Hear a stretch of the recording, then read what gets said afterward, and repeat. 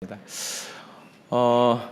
2016년 7월 24일부터 요한계시록 강해를 시작했습니다. 오늘이 7월 30일이니까 만 1년 만에 요한계시록 강해를 마치게 되었는데, 먼저 진리의 성령님이신 주님께서 우리를 진리 가운데로 인도하셔서 우리를 복음의 은혜 가운데 인도해 주신 것에 감사와 찬양과 영광을 돌립니다.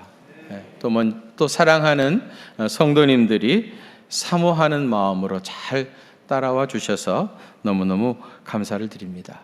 요한계시록을 강의하면서 처음에 요한계시록에 대한 몇 가지 오해가 있다, 그런 말씀을 드렸는데, 우선 첫 번째로는 이 책은 참 어려운 책이다, 또 두려운 책이다, 또 위험한 책이다, 이런 오해들이 있다, 그런 말씀을 드렸습니다. 요한계시록을 이제 다 마치게 되어지면서 이런 오해들은 해결이 됐다고 생각합니다. 우선 막상 읽어보니까 그렇게 어려운 책도 아니고, 특별히 우리 예수 믿는 사람들에게는 두려운 책은 절대 아니죠. 그리고 위험한 책도 분명히 아닙니다. 오히려 계시록이야말로 복음 중에 복음이고, 새 하늘과 새 땅을 향한 거룩한 소망을 우리에게 밝히 보여주는 신구약 성경의 총 결론이라고 할 수 있고, 성경의 마지막 책답게 성경의 마지막 하이라이트였다, 그렇게 얘기할 수 있을 것 같습니다. 오늘 우리가 봉독한 본문은 계시록의 마지막 부분인데요, 계시록의 결론이요 성경의 총 결론이라고 할 수 있는 오늘 우리 본문은 새로운 주제를 또 다시 꺼내가지고 다룬 것이 아니라 그동안 계속해서 언급했던 주제 중에 가장 중요한 세 가지를 다시 한번 반복하여 언급하고 있습니다. 그 첫 번째는 뭐냐면, 주님이 반드시 오시고 속히 오십니다. 여러분 믿습니까? 한번 따라하세요. 주님은 반드시 오시고 속히 오십니다. 믿습니까? 예. 요한계시록 1장 1절이 이렇게 시작됐죠. 예수 그리스도의 계시라. 이는 하나님이 그에게 주사 반드시 속히 일어날 일들을 그 종들에게 보이시려고, 반드시 속히 일어날 일들을 종들에게 보이시겠다고 요한계시록이 시작이 됐습니다. 그런데 맨 마지막 장인 오늘 계시록 22장에서 우리 주님이 속히 오신다 하는 말을 5번이나 계속해서 반복하고 있어요. 예를 들면 6절 하반절에 보면 하나님이 그 종들에게 속히 되어질 일을 보이시려고 그의 천사를 보내셨다 그랬고요. 또 7절에 보면 보라 내가 속히 오리니 그랬고요. 10절에는 예언의 말씀을 인봉하지 말라 때가 가까우니라. 또 12절에서는 보라 내가 속히 오리니, 20절에서는 내가 진실로 속히 오리라. 계속해서 우리 주님이 속히 오리라고 말씀하셨습니다. 여러분, 솔직히 말해서 예수님이 속히 오시면 좋으시겠습니까? 아니면 오시더라도 뭐 그렇게 급히 오실 필요가 있나, 이런 생각이 들지 않습니까? 집 장만하고 빚 거의 다 갚았는데 오시려면 빚 많이 졌을 때 오시지, 이제 오시면은 난 어떡하라고. 이제 겨우 살만해지니까 예수님이 오시면 어떡합니까? 뭐 솔직히 좀 그런 생각이 드는 분도 계실 거예요. 그런데 초대교회 교인들은요, 주님의 재림이 지연되어지는 것에 대한 굉장한 불만이 있었습니다. 왜 그랬겠어요? 예수님 믿고 하루하루 사는 게 너무너무 힘들었기 때문이죠. 그들은 예수님 때문에 환난과 핍박을 당했습니다. 언제 붙잡혀서 어디로 끌려가서 어떻게 죽을런지 아무도 알 수 없고 보장할 수가 없었어요. 그래서 그들은 날마다 예수님 오시기를 간절히 고대했던 겁니다.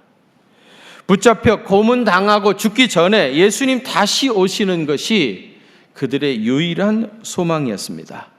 그렇게 죽지 않으려면 배도하는 길밖에 없었기 때문이죠.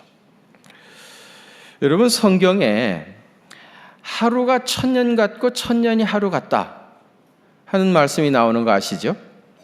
그런데 여러분, 그 말씀이 어떤 문맥에서 주어졌는지 아십니까? 그 베드로후서 3장 8절과 9절에 한번 보세요. 사랑하는 자들아, 주께는 하루가 천년 같고 천년이 하루 같다는 이 한 가지를 잊지 말라. 그 다음에 9절에 넘어가면 이 약속은 어떤 이에 더디다고 생각한 것 같이 더딘 것이 아니라. 무슨 말입니까? 사람들이 왜 우리 주님 다시 오신다고 했는데, 속히 오리라고 했는데 왜 더디 오십니까? 그러면서 굉장한 불만이 있었던 거예요. 그런데 우리 주님에게는 하루가 천년 같고 천년이 하루 같기 때문에 주님이 마음만 먹으면 지금이라도 얼마든지 우리 주님이 다시 오신다 하는 의미에서 하루가 천년 같고 천년이 하루 같다고 말씀하신 겁니다. 여러분, 하나님께서 하시려고 하면 오늘 우리 예배가 채 마치기도 전에 우리 주님 다시 얼마든지 오실 수 있지 않겠습니까? 믿으십니까? 주님이 원하시면 얼마든지 할 수 있어요. 어떤 교회에서 그랬다고 그래요. 교인들이 다시 오실 우리 주님에 대한 거룩한 기대감과 소망이 너무 약하고 그저 그냥 세상 일에 너무 집착해 있으니까 목사님이 예배를 드리면서, 오늘 아까 브라스 밴드 사람들이 있었잖아요. 그 중에 나팔 부는 분한테, 트럼펫을 부는 분한테 예배가 시작하면 당신은 지붕 위에 올라가 가지고 적당한 때에 지붕에서 나팔 소리를 크게 부르려고 그랬다며. 예수님은 나팔 소리와 함께 오신다고 하니까, 그래서 이분이 올라가 가지고 지붕에서 나팔 소리를 크게 외친 겁니다. 그때 예수님이 강대상에서 예배드리다 말고 주 예수님이 오셨습니다, 그렇게 소리쳤대요. 그랬더니 갑자기 교인들이 다 의자 밑으로 숨었다죠. 한 사람은 꼼짝도 안 하더랍니다. 왜 그랬을까요? 이미 깊은 잠에 빠져 있으니까. 세상이 어떻게 돌아가는 줄 몰라. 근데 여러분, 예수님이 오셨다는데, 신랑이 오셨다는데 왜 의자 밑으로 숨습니까? 이게 지금 잘못돼도 보통 잘못된 게 아니잖아요. 그렇게 평생 우리 주님이 사모하면서 살던 사람이 예수님이 오셨다는데 왜 의자 밑에 숨습니까? 재림에 대한 소망이 그렇게 절박하지 않다는 말은 우리가 지금 풍성한 은혜, 신앙의 자유 가운데 살고 있다 하는 것을 반증하고 있는 겁니다. 당장 지금 북한의 20만 지하교회 교인들이 그 지하 토굴 속에서 하나님 앞에 숨죽여 기도하면서 뭘 소망하겠습니까? 우리 민족의 통일을 소망하겠습니까? 그거보다 훨씬 전에 오 주님, 어서 오시옵소서. 다시 오실 우리 주님을 손꼽아 기다리지 않겠습니까? 어떤 사람이 그런 얘기합니다. 어제도 오시지 않았다. 오늘도 오시지 않았다. 그러니까 내일도 오시지 않을 것이다. 여러분, 이런 명제는 성립하지 않습니다. 우리가 절대로 알 수 없는 것 두 가지가 있어요. 하나는 주님이 언제 오실지 알 수 없는 겁니다. 역사의 종말을 누구도 알 수가 없어요. 그동안 요한계시록에서 신구약 성경 전체에서 얼마나 많이 얘기했는지 몰라요. 아들도 모시고 오직 아버지만 아신다. 역사의 종말은 누구도 알 수 없습니다. 또 하나는 내가 언제 주님 앞에 불려가게 될는지 누구도 알 수 없습니다. 역사의 종말을 알 수 없는 것처럼 개인의 종말도 알 수가 없습니다. 그런데 여러분, 역사의 종말이나 개인의 종말이나 사실은 그 내용은 같은 겁니다. 제가 전에 호주에서 사역할 때 그 교회에 김 집사님이라는 분이 출석을 하셨어요. 근데 이분이 서울에서 학원을 꽤 크게 했었다고 그래요. 근데 이 휴가철에 말이죠, 온 가족들 다 데리고 호주로 여행을 온 겁니다. 여행을 와가지고 며칠 있어 보니까 여기가 날씨도 너무 좋고 너무너무 살기가 좋은 거예요. 그래가지고 여행 온 사람이 그냥 그 자리에 눌러 앉은 겁니다. 그냥 눌러 앉았어요. 그래가지고 뭐 비자를 이렇게 받고 이렇게 연장하고 하면서 5년을 그렇게 살았답니다. 참 세상에 대책 없는 사람도 많아요. 그래가지고 제가 가면요, 목사님 나 여행 왔다가 그냥 눌러 앉아가지고 우리 집 아파트 그냥 그대로 있고 주차장에 내 차 그대로 서여져 있고 이 학원 열쇠 열고 들어가면 내일이라도 학원 다시 시작할 수 있습니다. 5년 동안 그렇게 산 거예요. 근데 그 집에 초등학교 2학년짜리 여자애가 있었어요. 우리 작은 애하고 동갑이었습니다. 아마 지금도 동갑일 겁니다. 왜요? 그때 동갑이었으니까 지금도 동갑이지 않겠습니까? 그런데 이 여자애가요, 우리 작은 아들을 보고 딱 필이 왔나 봐요. 그러면서 좋아한답니다. 그리고 크면 시집 갈 거래요. 그리고 광고하고 다녀요. 광고하고. 제 하나는 우리 아들은 상당히 조금 난감했었습니다. 자기 딸이 우리 아들을 좋아해서 그랬는지 이분이 나한테 참 잘해줬어요. 참 저는 그때 야, 애들도 다 보는 눈이 있구나 하는 걸 느꼈는데 이분이 참 저한테 잘해줬어요. 그래가지고 낚시를 꽤 잘했는데 낚시 갔다가 오면은 그중에 제일 큰 거 나한테 가져오면서 목사님 회 뜯으시라고. 그리고요, 어떤 때는 날 보고 같이 낚시도 가자입니다. 그래서 저는 저를 보고 낚시 같이 가자고 하는 사람은 아주 믿음이 좋은 사람이라고 믿어요. 왜 그러냐면은 여러분 낚시 가가지고 고기를 잡으면 그 자리에서 회 떠가지고 소주 한잔 하는 재미로 가는 거 아닙니까 솔직히? 근데 목사님 모시고 가면 그걸 못 하잖아요. 그런데도 모시고 가는 사람, 믿음이 좋은 사람, 나쁜 사람? 굉장히 좋은 사람이에요. 가깝게 지냈습니다. 그래서 어느 날 갑자기 전화가 왔어요. 목사님, 서울에 어머니가 돌아가셨다고, 장례 치르러 오겠다고. 그러시라고. 어머니 갑자기 돌아가셔가지고 5년 만에 와서 어머니 장례를 치르고, 그러다가 이제 오랜만에 이제 가족들을 만났잖아요. 가족들이 이 사람 보고 자네 얼굴 색이 너무 까매졌다고. 이분이 아이고 호주는 햇볕이 너무 강해가지고 그래서 금방 얼마 있으면 이렇게 얼굴이 새카매진다고. 자기는 그런 줄만 알았습니다. 그래도 오랜만에 왔으니까 종합검진 한번 해보라고. 그래서 이분이 종합검사를 했습니다. 그랬더니 간암 말기라고 그래요. 급하게 수술을 했어요. 간의 4분의 3을 잘라냈습니다. 그런데 상처가 채 아물기도 전에 바로 폐로 전이가 됐어요. 그래서 이분이 여기 온 지 1년도 채 되지 못해가지고 결국은 주님의 부르심을 받았습니다. 여러분, 이런 이야기는 우리 주변에서 늘 듣는 이야기 아닙니까? 언제 어떻게 누구에게 종말이 찾아올런지 아무도 알지 못합니다. 종말론적 신앙이라는 게 뭡니까? 오늘이 내 생의 마지막 날이라고 믿고 사는 것입니다. 예수님이 분명히 언젠가 다시 오시는데 그날이 언제냐? 나는 언젠가 오늘 오신다고 믿습니다. 오늘이 예수님이 다시 오시는 날이라고 생각하고 내 생의 마지막 날처럼 사는 것이 종말론적인 신앙입니다. 저는 여러분에게 여러 번 말씀을 드렸지만은 제가 예배를 지금 인도하고 있습니다만은 이 예배가 내가 이 지상에서 드리는 마지막 예배다, 그런 생각을 하면서 예배를 인도하고 있습니다. 제가 지금 설교를 하고 있습니다만 이 설교가 내 생의 마지막 설교라고 생각하고 항상 강대상에 오릅니다.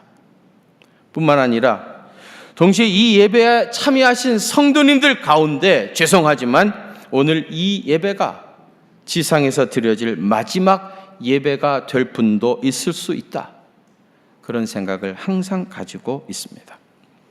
내가 언제 주님의 부르심을 받게 될지, 아니면 그분이 먼저 오셔서 살아서 다시 오시는 주님을 만나게 될지, 그것은 알 수 없지만 분명한 것 하나는 주님은 반드시 오시고 또 속히 오실 것입니다. 오늘이 내 생의 마지막 날이라고 고백하시고 그렇게 마지막 타는 불꽃처럼 살아가게 되시기를 바랍니다. 두 번째는 주님이 다시 오시면 하나님의 심판이 있습니다. 뭐가 있다고요? 심판이 있어요. 여러분 11절 한번 같이 봉독합니다. 11절입니다. 시작. 불의를 행하는 자는 그대로 불의를 행하고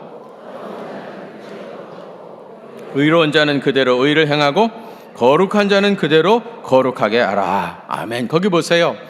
불의를 행하는 자는 그대로 불의를 행하고, 불의를 행하는 자는 더 이상 불의한 짓 하지 말라, 나쁜 짓 하지 말라 그래야 되는데, 불의를 행하는 자는 그대로 불의를 행하고 더러운 자는 그대로 더럽고, 더러운 짓 그냥 하라는 겁니다. 여러분, 이 말씀은 굉장히 심각한 어투입니다. 너 하던 대로 그대로 하라는 겁니다. 왜요? 어차피 이제 모든 것이 다 끝났으니까. 이럴 때 북한 사람들은 뭐라 하는 줄 아세요?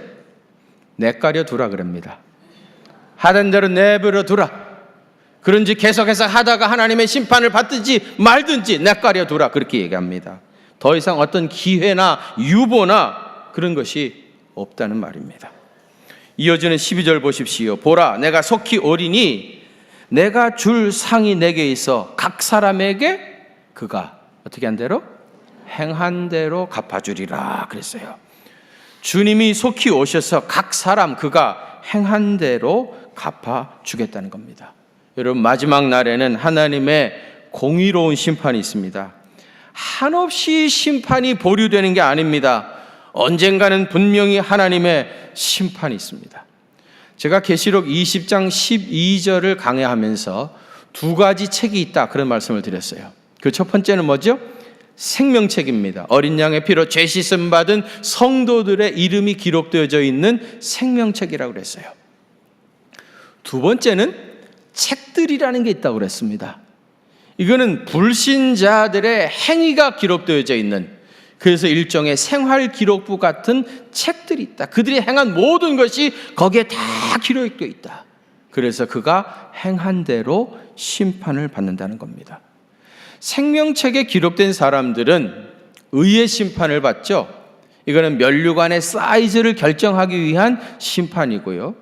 이 책들에 기록된 불신자들은 그들이 행한 대로 다 심판을 받습니다. 이거는 정죄의 심판, 행위의 심판입니다. 마지막 날에는 어쨌든 심판을 받습니다. 여러분, 교회에서 봉사를 하는 게 다 힘들죠. 봉사하는 게 쉬운 봉사가 사실 하나도 없습니다. 그런데 객관적으로 얘기해가지고 그 중에서도 제일 힘든 봉사는 주차 봉사하고 주방 봉사라고 생각합니다. 사실 여러분, 이 주차 봉사는요, 환기도 안 되는데 그 좁은 공간에서 이 더운 여름철에 봉사를 하고 있어요. 근데 이상해요. 교인들이요, 주차장에서 차를 주차할 때는요, 거기 봉사하시는 분들한테 갑질을 합니다. 그거 이상해요. 꼭 자기는 백화점에 쇼핑 온 사람이고 그분들은 지하 주차장에서 주차하는 종업원인 것처럼 생각합니다. 그래서 말도 함부로 해요. 반말하고요. 하라는 대로 하지도 않아요. 자기 마음대로 해버립니다. 갑질하지 마세요. 다 같이 봉사하는 겁니다. 그분들도 가장 낮은 자리에서 사람들이 제일 꺼려하는 봉사를 하나님 한 분 바라다 보고 봉사하고 있는 거예요. 우리 교회 주차장이 너무 비좁잖아요. 그래서 가까운 곳에 계시는 분들은 좀 걸어오시라고 그렇게 여러 번 광고했잖아요. 그 광고 들을 때마다 제가 마음이 굉장히 부담스러웠어요. 왜냐하면 저는 걸어서 와도 5분이고 차 타고 와도 5분이거든요. 근데 지하 1층에 가면 담임 목사 전용 그래가지고 거기 제 주차 랏이 하나 있습니다. 새벽에 일찍 와가지고 거기다 하루 종일 세워놓고 저녁에 가져가려고 하면 교인들이 다 쳐다보는 것 같아가지고 머리가 좀 그랬어요. 근데 그거 하나 바꾸기가 쉽지 않더라고요. 오늘 아침에 제가 마음의 결단을 했어요. 이제부터 나 걸어 다녀야 되겠다. 혹시 여러분 거기 자리에 차 혹시 비어 있으면 마음대로 갖다 세우십시오. 눈치 보지 마시고. 주중에는 안 됩니다. 주중에는 제가 세워야 되고요. 주일날 마음대로 세우세요. 그것이 주차 봉사하시는 분들을 위해서 눈꼽만큼이라도 제가 돕는 일이라면, 또 우리 교인들을 위해서 봉사할 수 있는 일이라고 하면 그 일을 하고 싶어요. 주차 봉사하시는 분들 정말 수고를 많이 하고 계세요. 또 주방에서 봉사하시는 분들 있잖아요. 이 더운데 말이죠. 이 많은 교인들을 위해서 그 뜨거운 불 앞에서 밥을 지어내는 게 이게 쉬운 일입니까? 나름대로 주님 앞에 봉사한다고 열심히 밥을 했어요? 그러면은 먹으면서 짜답니다. 자기 집에서는 싱겁게 먹는가 보죠? 또 어떤 사람은 싱겁답니다. 자기 집에서는 짜게 먹는가 보죠. 말이 많아요. 근데 여러분, 사실 여성들은요, 자기 집에서 다 자기 가족들 식사를 다 준비했잖아요. 그러니까 노하우가 한 20년씩 쌓인 겁니다. 그래서 뭐 이건 이렇게 붙여야 되고 저건 저렇게 해야 되고 말이 많아요. 근데 여러분, 원래 전문가가 너무 많으면 이게 배가 산으로 가게 되어 있어요. 성가대도 그래요. 성가대도 각 파트에서 전공한 사람 2명씩만 있으면 돼. 나머지는 다 뭐예요? 묻어가는 거죠, 뭐. 이 중에 묻어가는 사람 많죠? 솔직히 말해서 립싱크만 하는 사람도 있다는 건 알고 있습니다. 묻어가는 게 그게 좋은 거예요. 그러면서 가는 거예요. 그러면서 아름다운 화음을 이루는 건데, 주방은 다 전문가야. 다 주방장 출신이에요. 그래가지고 말이 많은 거예요. 그래서 참 봉사하기가 힘들어요. 어느 교회나 마찬가지. 그래도 너무 감사한 거는요, 나 이거 못해 먹겠어?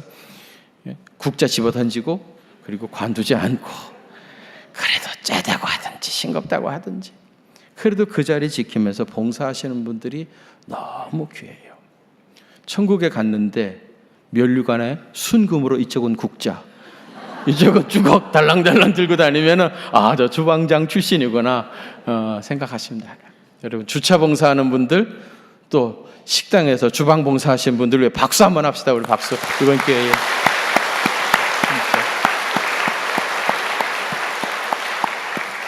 그리고 말 좀 잘 들어주세요. 뭘 주면 그냥 맛있다고 하세요. 맛있게 먹으세요. 고맙다고 말이죠. 천국에 가면 이런 면류관이 있습니다. 하늘에 있을 상급을 생각하지 않으면 교회에서 끝까지 봉사할 수 없습니다. 남은 날이 실제로 얼마 없습니다. 여러분, 하나님 앞에 설 때 뭐라고 말씀하시겠습니까? 날 위해 뭘 한 게 있으면 좀 얘기해 보라. 그렇게 말하시면 여러분 뭐라고 대답하시겠습니까? 그 앞에서 한없이 머리만 극적이고 있겠습니까? 여러분, 천국이 있다고 믿으십니까? 오늘 주님이 부르시면 나는 천국에서 눈 뜰 수 있다는 부활의 소망이 있습니까?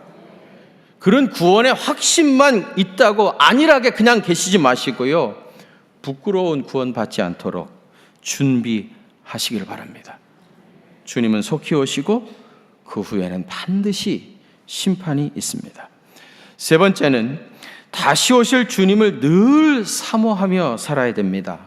여러분, 20절과 21절 한번 같이 봉독하겠습니다. 이들을 증언하신 이가 이르시되 주 예수여 오시옵소서. 주 예수의 은혜가 모든 자들에게 있을지어다. 아멘. 주 예수여 오시옵소서. 아람어로 말하면 뭐죠? 마라나타입니다. 오늘 우리 찬양대가 찬양한 것처럼 마라나타. 한 박자 쉬어가야 됩니다. 마라나타. 마라나타 그러면 안 되고 마라나타. 마라나타. 주 예수여 오시옵소서. 우리가 늘 만나면 우리는 예수님 참 많이 닮으셨네요, 그렇게 인사하잖아요. 초대교회 성도들은 늘 만나면 마라나타, 주 예수여 오시옵소서, 주 예수여 오시옵소서. 늘 그들은 다시 오실 우리 주님을 기다리며 살았습니다. 요한계시록의 마지막 결론은 마라나타입니다. 주 예수여 오시옵소서. 여러분, 마라나타 신앙이라고 하는 것은 늘 다시 오실 주님을 기대하면서 아침에 일어나면 오늘이 그날일까? 우리 주님 다시 오신다고 했는데 오늘이 그날일까? 늘 그런 생각으로 우리의 온 몸이 가득 차 있어야 됩니다. 그래서 여러분, 우리는 그런 생각으로 가득 차 있기 때문에 우리는 농담을 해도 종말론적인 농담을 해야 됩니다. 예를 들면 이런 거예요. 집사님들 여러분이 같이 있었는데 누구 한 사람이 안 보여요. 그럼 뭐라고? 예수님 다시 오신다고 했는데 혹시 그분만 들림받은 거 아니야? 우리는 뭐야? 이러면서 농담을 해야 돼. 이게 종말론적인 농담입니다. 응? 열심히 봉사하시는 집사님 보고, 집사님 주님 앞에 가기 전에 목 운동 열심히 해두세요. 왜요? 천국 가서 면류관을 많이 받을 터인데 그때 목이 튼튼해야 잘 받쳐요. 이런 농담이죠. 누가 보석집 앞에 가지고 앞에서 넋을 잃고 쳐다보고 있으면은 뭐 그런 거 사서 뭐 하려고 그러세요? 천국에 가면 다 널린 게 그런 건데. 주님 앞에 가기 전에 돌이나 몇 개 가져가 보세요. 천국에는 오히려 그게 더 귀할런지 몰라요. 전에 제 아내하고 여행하는데 집이 너무 멋있더라고요. 세상에 그렇게 아름다운 집이 있어요? 그 제 아내가 갑자기 가방에서 칫솔을 꺼내더니 양치질 하는 척하면서 날 보고 찍으랍니다. 아내님께서 찍으라는데 내가 안 찍을 수 있겠어요? 찍었죠. 왜 그러냐고. 그냥 멀쩡히 서서 찍으면 남의 집 앞에서 사진 찍은 것 같고, 양치질 하면서 내 집에서 양치질 하면서 찍어야 내 집에서 찍은 것 같으니까 이게 내 집이라고, 우리 집이라고 뻥치려고 그런다는 거예요. 근데 여러분, 세상에서 좋은 집 사는 거 너무 부러워하지 마십시오. 아무리 아름다워도 천국에 가면 그런 건 학고방입니다. 학고방이에요. 아무리 좋아도 천국에 가면 그건 아무것도 아닙니다. 여러분, 우리가 마라나타 신앙을 갖게 되어지면 어떻게 될 것 같습니까? 세상 일에 집착하지 않습니다. 땅의 일만 생각하고 거기에 붙잡혀서 살질 않아요. 마치 남의 일 대하듯이 그런 여유가 생겨요. 자기 자신을 객관화할 수 있게 되어집니다. 남을 바라보듯이, 남의 일처럼.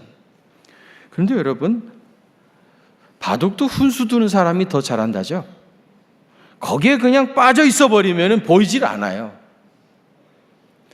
그런데 자기 자신을 객관화하면, 늘 천국을 소망하면서 살게 되어지면 이 세상 일에서부터 벗어나가지고 오히려 더 잘 보이는 거예요. 생각지도 않았는데 오히려 일이 더 잘 되어져 가는 겁니다. 뿐만 아니라 세상으로부터 자유로워집니다. 세상에 살지만 세상에 속한 사람이 더 이상 아니에요. 그렇기 때문에 세상 일로 말미암아 자유함을 누리게 돼요. 여러분, 하나님께서 세상을 그 아름답게 지으시고 뭐라고 그러셨어요? 다스리고 정복하라. 그 풍성한 기쁨을 누리며 살라 그러셨어요. 그런데 오히려 우리는 이 세상에 짓눌려 살고 있는 겁니다. 어떻게 보면 이 세상이라고 하는 것을 짊어지고 살고 있는 거예요. 그래서 힘든 겁니다.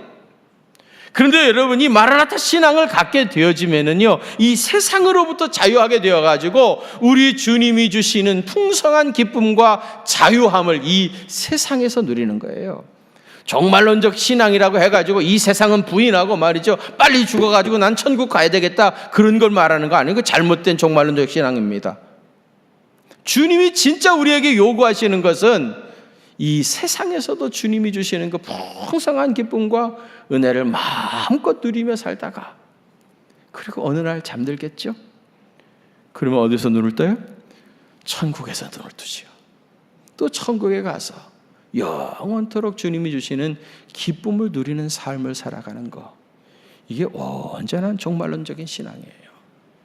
여러분, 이런 신앙을 가져야 이 세상으로부터 진정한 자유함을 누리고 이 세상을 마음껏 누리며 살 수 있는 그런 복이 임합니다. 심지어는 죽고 사는 것에도 연연하지 않아요. 우리에게는 확실한 하나님의 나라가 있으니까 죽고 사는 것에 연연하지 않아요. 세상 사람들은 이 죽는 것에 대해서 얼마나 두려움을 갖는지 몰라요. 그래서 무슨 일이 있으면 아이고 죽을 뻔했다고 말이죠. 그렇잖아요. 아이고 죽을 뻔했다고. 죽으면 큰일 나는 줄 알아요. 근데 우리는 죽으면 어떻게 되죠? 천국에서 눈을 떠는 거예요. 죽고 사는 것에 연연하지 않으니까, 가장 큰 문제를 뛰어넘고 극복해 버렸으니까 이 세상에 살면서도 요동함이 없는 진정한 평안을 맛보게 되십니다. 뿐만 아니라 이 종말론적인 신앙을 갖게 되어지면은요, 세상과 나는 간 곳 없고 오직 뭐만 보여요? 구속한 주만 보이도다. 세상과 나는 간 곳 없고 그다음 뭐죠? 구속한 주만 보이도다. 이것이 나의 간증이요, 이것이 나의 찬송일세. 나 사는 동안 끊임없이 구주를 찬송하리로다. 할렐루야. 세상과 나도 간 곳 없어지고 오직 구속한 주만 보이는 거예요.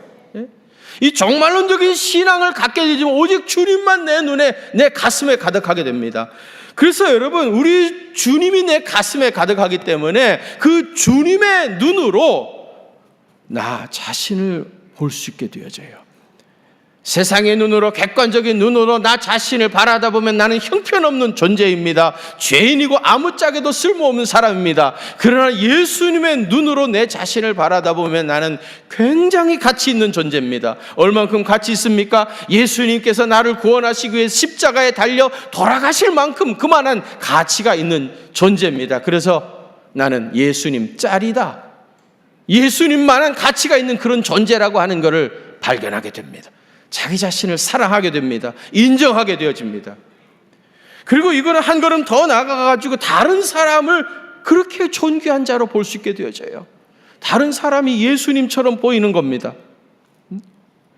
내 눈에는 다 예수님 같은 분들이 다 계시는 거예요.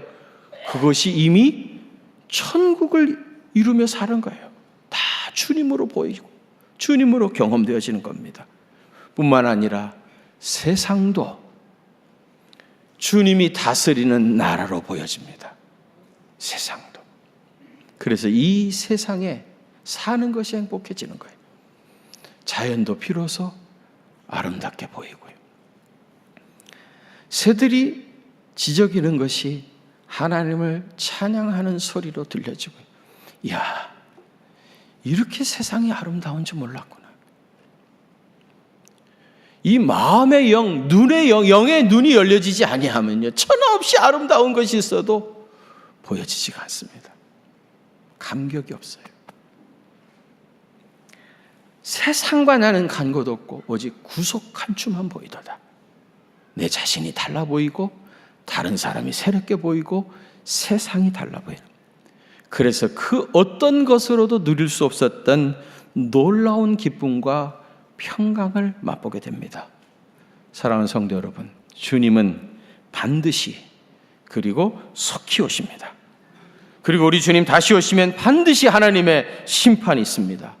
다시 오실 주님을 사모하며 마라나타 신앙으로 승리하시기를 바랍니다.